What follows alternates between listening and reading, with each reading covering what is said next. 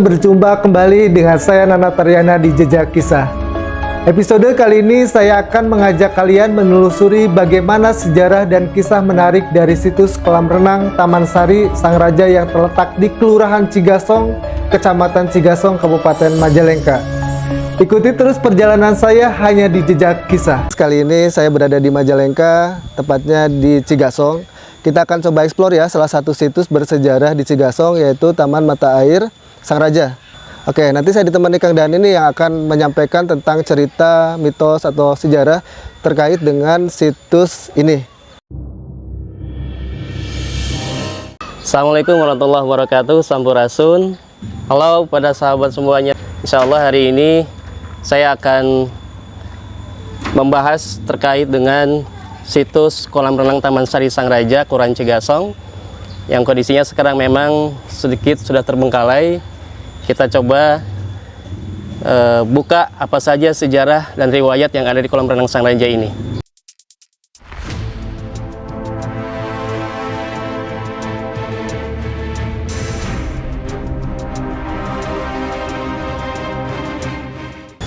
Inilah kondisi lapangan dulu, tempatnya para gegeden Majalengka, pejabat-pejabat dahulu zaman kedalaman Sindang Kasih, mereka mengadakan acara-acara tradisi budaya yang memang diselenggarakan oleh para pejabat-pejabat dahulu dan termasuk juga pada zaman Belanda.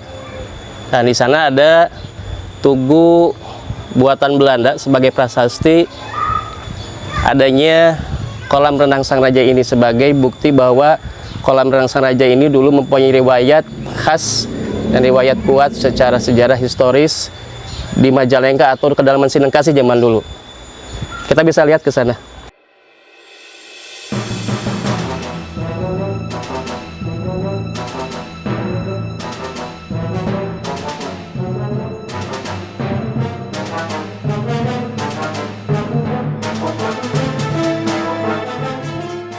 Ini area dulu digunakan untuk acara pintonan kalau bahasa di sini, atau ada sandiwara, ada wayang golek, wayang kulit, ada acara-acara budaya yang diselenggarakan. Dan ini kondisi sekarang seperti ini. Dan ini ada Tugu Sang Raja. Ini dibuat oleh pemerintah Hindia Belanda dulu sebelum zaman kemerdekaan Republik Indonesia, kurang lebih tahun 1911 atau 1912 dibangunnya tugu ini. Artinya peringatan Belanda bahwa di sini dulu pernah dibangun sebuah tugu hasil karya pemerintahan Hindia Belanda. Ini tugunya, dikenal dengan Tugu Sang Raja. Ya. Dan kita lanjut. Ini yang dinamakan kolam Taman Sari Sang Raja. Pada tahun 1927, kolam pertama di Majalengka ini kembali direnovasi dengan melakukan pemugaran yang ketiga kali diresmikan. Renovasi ini dilakukan oleh keponakan Bupati ke-7, yaitu Raden Mas Arya Adipati Suryatanudibrata. Bahkan peresmian kolam tersebut sempat dimuat di beberapa media seperti Koran Batavia, Majalah Pandangan Umum Hindia Belanda, dan masih banyak lainnya.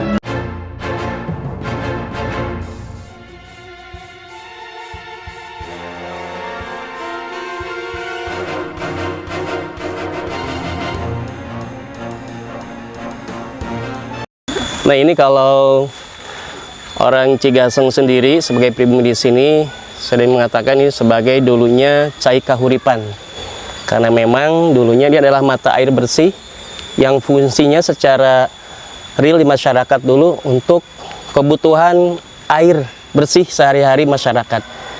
Kalau zaman dulu belum ada PDAM, jadi masyarakat menggunakan air ini menggunakan talang besar secara tradisional ke seluruh wilayah Kelurahan Cigasong dan desa-desa tetangga terdekat. Dulu seperti itu. Cuman kondisi sekarang memang airnya sudah berwarna tidak sebening dulu. Kalau dulu airnya bening sampai dasar di bawah kolam kelihatan langsung. Nah, ini ada air yang sering digunakan, tempat pemungutan air yang masih sampai sekarang masih ada orang-orang dengan kepercayaan mereka masing-masing tentunya di zaman sekarang menggunakan air Cikahuripan ini untuk berbagai kebutuhan. Selain untuk air bersih tadi, untuk kebutuhan sehari-hari, mereka juga menggunakan untuk proses ritual doa. Jadi air ini dipercaya mempunyai karomah, membuat untuk berkah, digunakan oleh masyarakat. Ada tamu yang dari Cirebon, Kang, kemudian dari Indramayu, dan sekitar tentu wilayah Majalengka pada umumnya. Inilah kondisinya seperti ini. Kalau dulu ada acara prosesi ngikis zaman dulu, tradisinya. Jadi kolam ini dibersihin oleh masyarakat sekitar secara berjamaah, secara gotong royong dulu, pembersihan semua, sehingga ada acara-acara ritual secara agama maupun secara adat digunakan di sini. Nah, ada upacaranya, ada ritualnya, kemudian ngikis bersih-bersih sampai bersih kembali dan diairi kembali, dan akhirnya mereka diakhiri dengan prosesi makan bersama. Lalu seperti itu. Cerita unik sebetulnya banyak, mungkin ini lebih kepada sisi lain ya, barangkali ada mitos, ada juga memang pengalaman orang-orang tertentu. Kalau dulu ada juga yang kalau bahasa kita sering tirakat gitu ya. Kebetulan tempatnya sebelah sana, Kang. Ya, di sana itu juga ada apa namanya saung gitu ya. Di bawah sana ini ada prosesi, mereka ada yang tirakat, doa, dan memang ada hal-hal yang barangkali secara tanda kutip hal-hal ganjil yang mereka terima, entah itu memang mendapatkan petunjuk dan sebagainya. Itu yang dulu digunakan oleh masyarakat sekitar. Bahkan kalau dulu ketika ada, sampai sekarang ada yang mau hajatan, orang-orang terdekat di sini itu ada prosesi ritual dulu, Kang, di sini gitu ya. Itu dengan kepercayaan mereka, berdoa, sebetulnya berdoa, sehingga supaya lancar kegiatan hajatannya atau hajatan pernikahan, hajatan khitanan dan sebagainya. Oh iya, ada mitos yang memang kaitan dengan kolam renang Sang Raja ini yang paling kuat, yaitu ini adalah tempatnya, kembali ke mitos yang legenda, Ibu Rambut Kasih dulu sering bersih-bersih badan di sini atau mandi ya, mandi di sini, dan ini dikenal oleh kalangan masyarakat. Bahkan kadangkala ada orang-orang tertentu yang tanpa sengaja, entah itu malam, kebanyakannya malam, itu melihat sosok-sosok yang memang seperti seorang putri, gitu, Kang. Ya, secara dunia lainnya mungkin seperti itu, sehingga sangat kuat sekali bahwa ini memang kaitannya secara mitos legenda masih kaitan dengan kerajaan Sinangkasih dulu, Kang. Kerajaan Sinangkasih. Kita tahu kerajaan Sinangkasih secara lokasi berada di desa Sinangkasih, dan periode kesini ini adalah kedalaman Sinangkasih. Sebelum ada namanya Cigasong, ini masih Sinangkasih dulunya. Nah, yang disinyalir ini secara mitos masih ada kaitan dengan kerajaan Sinangkasih dulu, yang di Majalengka ya, bukan yang di Sumber Cirebon, di Majalengka. Nah, ini kolam ini seperti tadi, kalau zaman penjajahan atau zaman pemerintahan Hindia Belanda dulu digunakan oleh para gegeden, para menak-menak noni-noni Belanda dulu, digunakan untuk mereka acara apa namanya menyepi ya, rekreasi. Jadi mereka kesini setelah penat bekerja dan sebagainya, digunakan untuk tempat apa istilahnya tuh, mengheningkan cipta gitu ya, sebagai paniisan kalau bahasa orang Sunda bilang. Nah, ini adalah tempatnya. Kalau dulu di sebelah sana itu ada cerita dari masyarakat para sesepuh dulu. Di situ ada semacam homestay kalau bahasa sekarang ya. Ada tempat saung-saung mereka untuk berdiam diri. Mereka istirahat di sini, tempat peristirahatan. Pada era 1980-an, kolam renang ini sudah diresmikan dan banyak mengundang wisatawan untuk berkunjung dan menikmati kolam renang Sang Raja. Pemanfaatan Taman Sari Sang Raja sebagai kolam renang hanya bertahan sampai sekitar tahun 2010. Namun, kini kondisinya cenderung terbengkalai. Walaupun sudah tidak mampu bersaing dengan kolam renang modern lainnya, Sang Raja memiliki nilai sejarah sekaligus wisata budayanya tersendiri.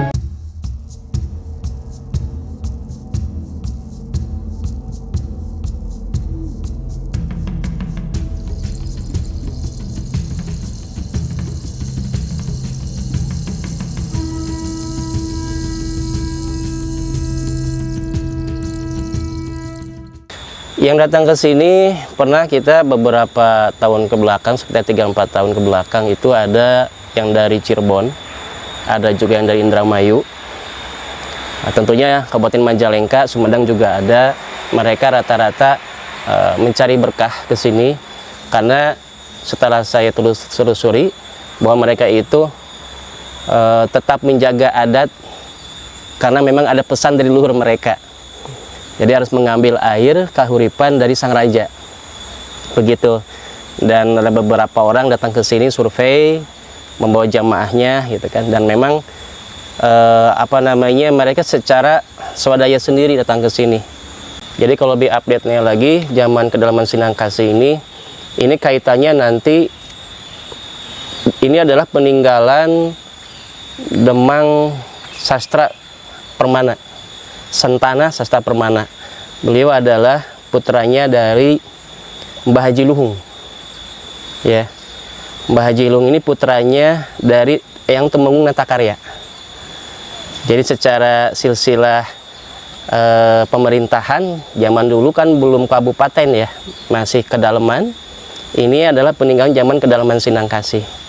Nah, sehingga kesininya setelah ada Belanda, ini dikuasai tetap oleh pejabat pribumi dan pada akhirnya disatukan tahun 1840 itu menjadi Kabupaten Majalengka. Nah, ini dulu pemerintahan ketika menyatukan antara Talaga, Kabupaten Maja dan Sindangkasih, Dalaman Sindangkasih. Ini adalah salah satu taman sari pusat dari pemerintahan sebelum adanya pendopo Majalengka, kan. Jadi dulu itu kantor kabupatennya di sini, yang sekarang Kelurahan Cigasong. Jadi adalah kantornya Tumenggung atau kantornya Bupati kalau zaman sekarang. Sebelum pindah ke Majalengka yang sekarang ada. Itu kaitan dengan lokasi sejarahnya ini. Makanya kalau dulu digunakan ini untuk acara-acara hiburan masyarakat. Semajalengka di sini. Nah, ini adalah primadona sekitar tahun 80-an ke sini itu sebagai kolam renang satu-satunya di Majalengka sebelum adanya kolam renang yang lain. Nah, hanya memang kalau dulu baru sebatas kolam ini, dan kalau yang itu kolamnya baru. Ya, disebut baru itu adanya setelah tahun 80-an ke sini karena ada penggunaan untuk media kebutuhan kolam renang yang sesuai dengan aturan olahraga. Nah, yang di sebelah sana. Nah, yang ini murni adalah kolam renang Cikahuripannya.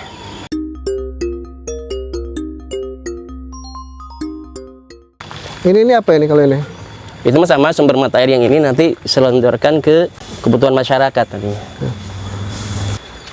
Kolam Taman Sari Sang Raja ini diharapkan nanti ke depan bisa direvitalisasi kembali, difungsikan kembali karena memang menyangkut dua hal. Pertama terkait wisata sejarah.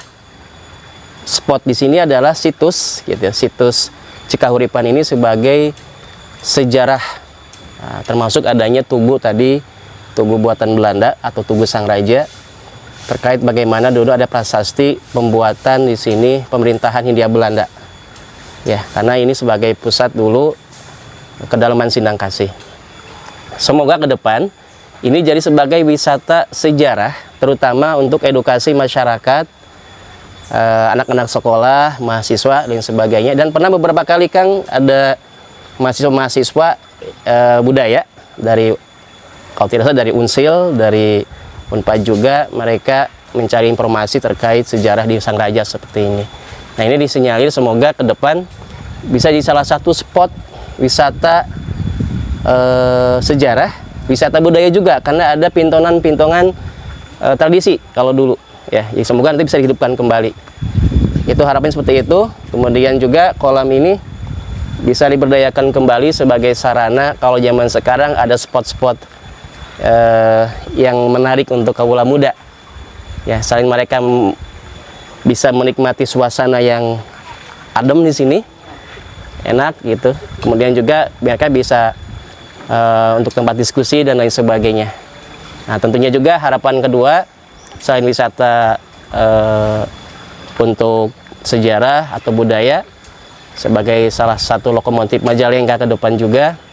Nah, di sana ada kolam renang yang nantinya difungsikan juga untuk hiburan anak-anak segala macam. Tentunya yang tidak terlalu modern. Kalau sekarang ada waterboom segala macam, lebih pada upaya bagaimana melestarikan situs yang sesuai dengan makna zaman dulu.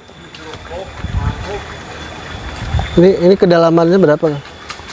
Ini kalau zaman saya kecil kan, ini ada sekitar 3 meter lebih ke bawah kedalamannya. Kalau sekarang karena memang sudah semakin dangkal karena pasir, karena tanah yang masuk ke sini.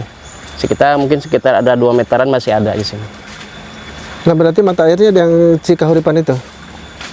Itu sumbernya sebelah pojok sana kan. Ada rembesan air. Dan ini mitos juga. Tapi dibenarkan oleh dari tim penelitian dari Litbang kalau nggak salah ya. Di Litbang bahwa ini mata airnya nyambung dengan sang hyang, Kang. Kalau alam ya, itu secara mitos juga dan memang ada menyampaikan begitu.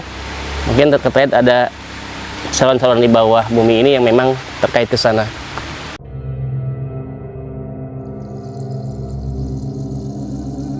Ini adalah tempat konon dulu sebagai tempat tirakat meditasi orang-orang dulu, sepuh-sepuh dulu. Bahkan ada sebuah mitos yang mengatakan bahwa karena nama sang raja ini berkonotasinya kepada satu sosok orang sebagai rajanya di Pasundan, Pajajaran, yaitu yang Prabu Siliwangi. Nah, ini secara mitos kepercayaan masyarakat, ini adalah tempat tirakat beliau bertapa kalau dulu, karena dekat dengan mata air, sehingga nama sang raja itu diambil dari sosok beliau. Versi yang kedua, memang nama sang raja ini terkait dengan tempat ini, adanya mata air yang digunakan untuk prosesi bersih-bersih mandi. Setelah mereka, bahkan sebelum tirakat, ada mandi dulu, pembersihan, kemudian tirakat, melakukan doa dan keyakinan mereka ritual di sini. Ini adalah pohon beringin. Dulunya ini pohon beringin besar sekali. Ini adalah sisa dari anakannya sudah tumbang dan tumbuh lagi sebesar ini. Nah, ini ada batunya, batu altar atau batu tempat meditasinya. Nah, bila masyarakat akan acara hajatan atau acara syukuran, selalu menggunakan tempat ini sebagai tempat ngarekes kalau bahasa orang sini, untuk berdoa agar rangkaian kegiatan hajat mereka, masyarakat di sini lancar dan berkah.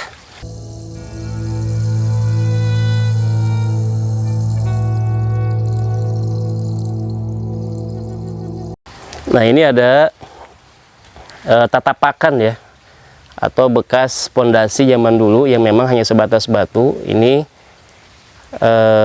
ada yang menyampaikan memang ini saung zaman tahun 1900-an. Nah, tapi hasil dari tim ahli cagar budaya Majalengka, arkeolog, ini dikaitkan dengan kosmologi Sunda, bahwa tempat ini sebagai tempat ritual